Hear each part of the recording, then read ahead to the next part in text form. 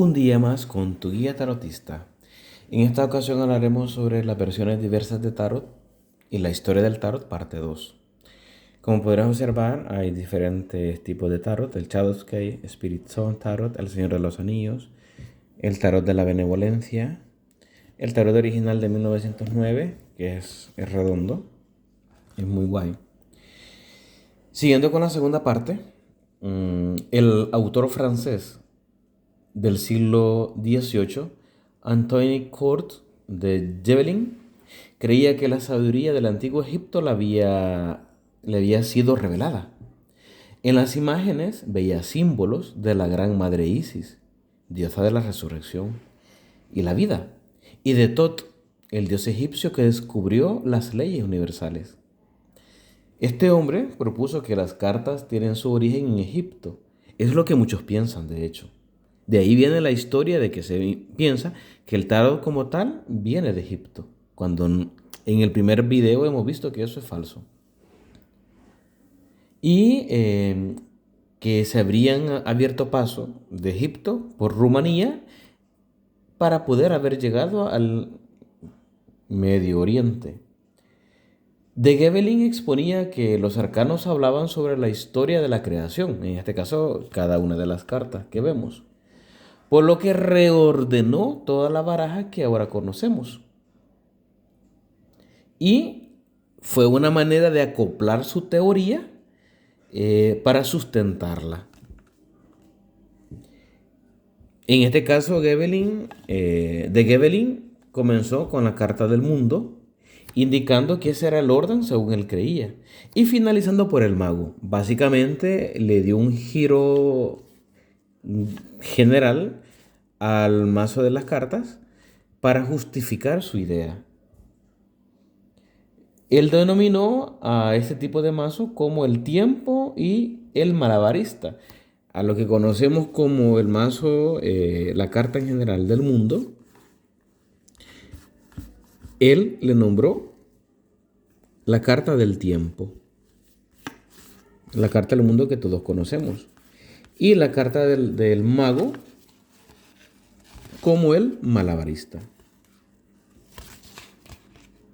Cosa que no, que está errado en toda su totalidad.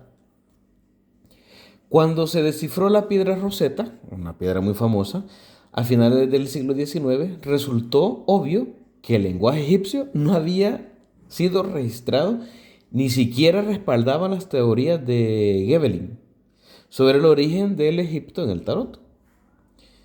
Luego, Jean-Baptiste Alliot tenía otras teorías sobre el tarot. De hecho, creía que la primera baraja había sido inventada en Egipto.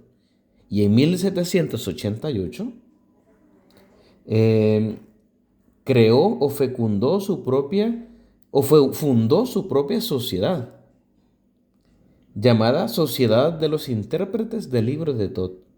Estudió astrología, numerología y fue el primero en correlacionar estas ciencias con el tarot, tal cual ahora lo conocemos.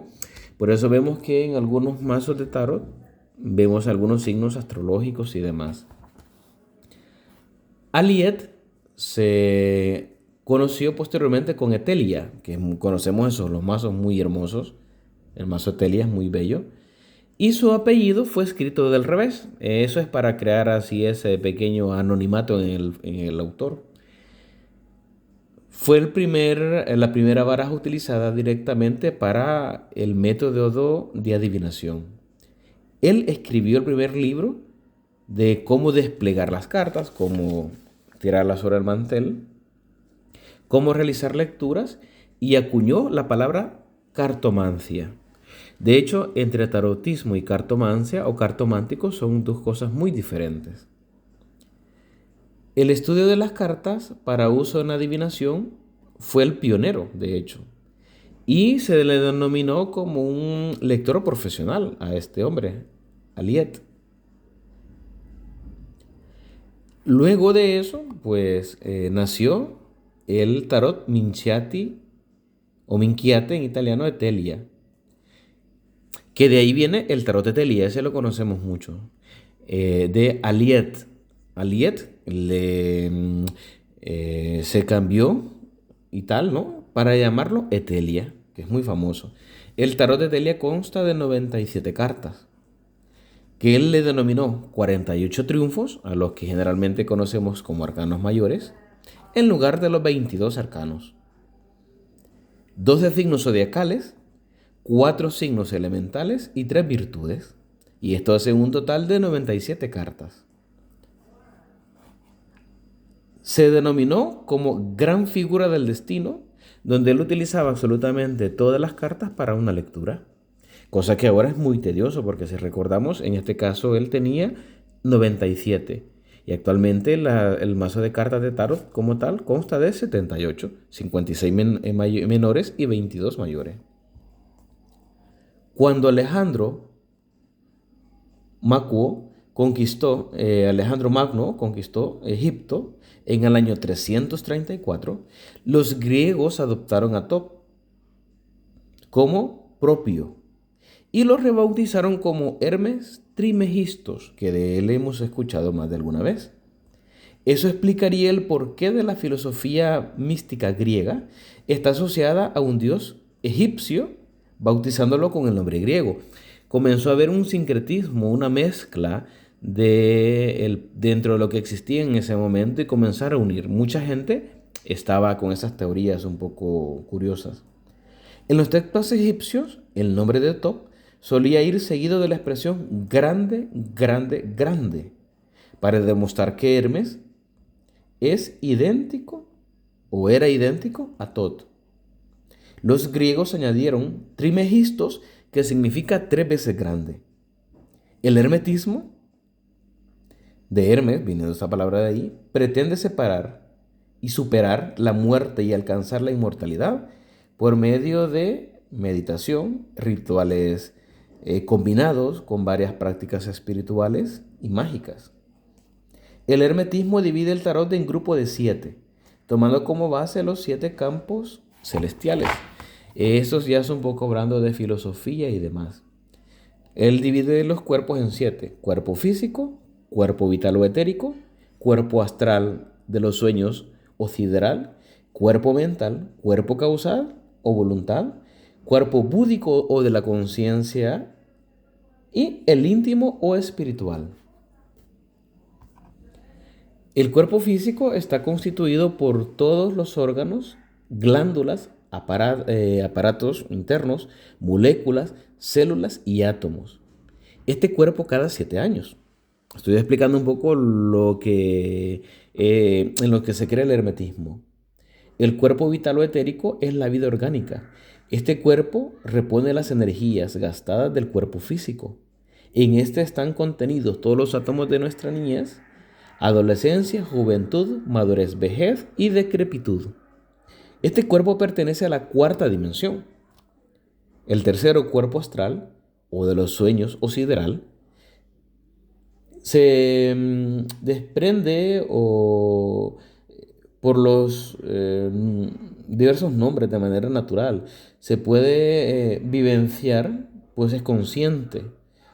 Y nos desdoblamos a la voluntad, lo que le denominamos el cuerpo astral que todos conocemos. El cuerpo mental es el que flota en las dimensiones cósmicas. Está el de la matemática y el de la lógica, evidentemente. El cuerpo causal o voluntad, que sería el quinto, acá están todas las raíces del yo, nuestros egos, reduciendo a polvoreda cósmica a nuestros agregados psicológicos o pecados capitales. Podemos adquirir el cuerpo de la voluntad consciente. El sexto, el cuerpo búdico, corresponde a la obtención de la reducción o eliminación de nuestros agregados psicológicos, yoes o egos. El séptimo, que es el íntimo espiritual, es la parte para la realidad de vida libre y sin límites. Se dividen en 3 grandes grupos de cada uno según el hermetismo.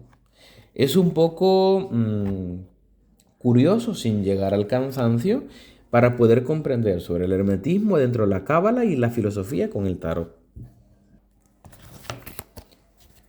La primera las encontramos dentro de las 7. La primera grupo de los 7 que este hombre dividió. Los primeros 7 los encontramos entre las figuras de los arcanos de las cortes: el carro, el mago, la emperatriz, el sacerdote, los enamorados, la suma sacerdotisa y el emperador. A estas 7 figuras se les denominó figuras terrenales, a estas 7. Posteriormente, el segundo grupo, comprendido por la justicia, la muerte, el ermitaño, la rueda de la fortuna, el colgado, la fuerza y la templanza, se le denominó crecimiento espiritual a través de el sufrimiento y la aceptación de las virtudes. Y por último, el tercero, el diablo, el mundo, la torre, la luna, el sol, el juicio, la estrella y por último la carta del loco, que se cuenta como arcano 22 en algunos mazos o arcano 0, en este caso en el Rider-Waite.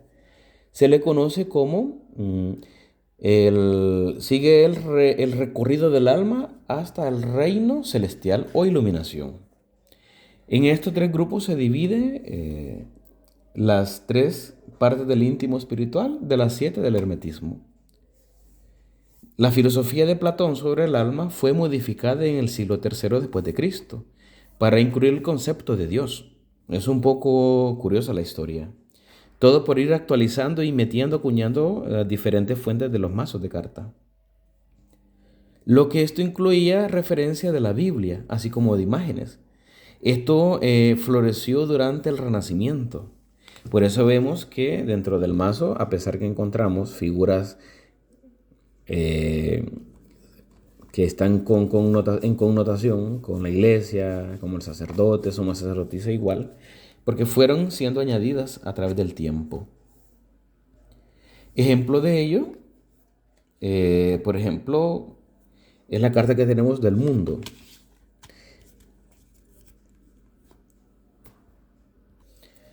Solo por mencionar un ejemplo, lo que comento, esta es la versión de la carta del mundo del Visconti Sforza. Si podemos observar dentro de la carta del mundo, que difiere en gran manera del Rider-Waite,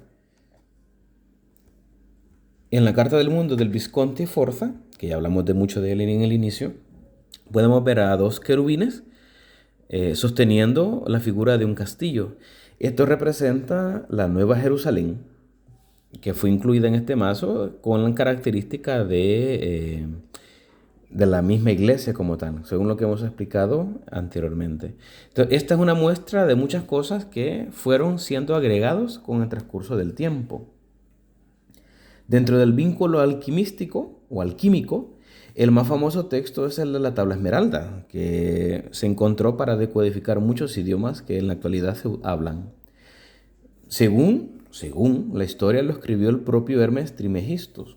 Su principal filosofía es que todas las cosas están vivas, incluyendo rocas y minerales, que el propósito de ello es evolucionar hasta el más elevado estado de su ser. De ahí sabemos que los minerales como son cuarzos, amatistas, obsidianas, géodas, etc., nos ayudan a canalizar, a consagrar, a cuidar, a 10.000 cosas más, porque son elementos vivos, son cristales vivos. Estos, a su vez, llamaban a esta búsqueda que ellos hacían magnus opus o gran obra. Y a la sustancia mágica, decimos sustancia mágica entre comillas, se le denominaba anima mundi o alma del mundo o la famosa piedra filosofal. En la actualidad, el psicólogo Carl Jung descubrió dichas imágenes como arquetipos. De hecho, dentro de la psicología podemos observar que muchos psicólogos o psiquiatras utilizan las cartas del tarot, principalmente los arcanos mayores, como base de la psicología humana y para descifrar algunas situaciones que pasan dentro de las personas. De igual forma, confirió la importancia de los mitos, sueños y narraciones folclóricas a la hora de descubrir motivaciones ocultas y emociones enterradas en nuestro subconsciente.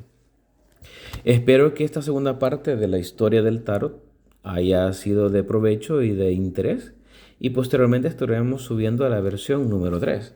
No olvidaros de suscribirse al canal, donde cada vez llega siempre información clara, concisa, en tiempo.